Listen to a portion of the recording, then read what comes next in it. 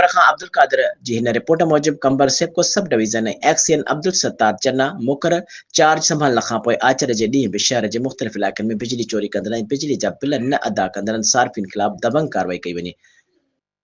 कंबर में नओं मुक़ररु थियल थींदड़ सेप्को एक्सीएन जे आचर ॾींहुं बि बिजली चोरनि ख़िलाफ़ कार्रवाई तेज़ करे छॾियूं। कंबर सेप्को एक्सीएन जी अॻुवाणी में शहर जे मुख़्तलिफ़ इलाइक़नि में बिजली चोरी कंदड़ ऐं बिल जे बक़ाया रहण ख़िलाफ़ शेल पेट्रोल पंप ऐं बाईपास वारा बुरड़ा कॉलोनी, चचा कॉलोनी, लाड़काना रोड समेत शहर जे मुख़्तलिफ़ इलाइक़नि मां 12 ट्रांसफार्मर डिफॉल्टर सार्फ़िन जा ट्रांसफार्मर पिण लाथा विया आहिनि ऐं 400 खां मथे ग़ैर क़ानूनी लॻल कुंडा कनेक्शन काटिया विया आहिनि ऐं आचर जे ॾींहुं 6 लख खां मथे रिकवरी पिण कराई वई आहे। नए ईंदड़ XEN Abdul Sattar Channo, SDO Khizar Hayat, LS Lal Mohammad Rahujo, hydro union chairman Wasil Ali Chandio, general secretary Mohammad Nadeem Kamalani media सां ॻाल्हाईंदे ॿुधायो त कुंडा चोर बक़ायाऊं अदा न कंदड़ सार्फ़िन ख़िलाफ़ कार्रवायूं तेज़ करे छॾियूं आहिनि ऐं ग़ैर क़ानूनी बिजली हलाईंदड़ सार्फ़िन खे कंहिं बि सूरत में माफ़ न कयो वेंदो ऐं बिजली चोरनि ख़िलाफ़ एफआईआर दाख़िल कराइण जो सिलसिलो जारी आहे।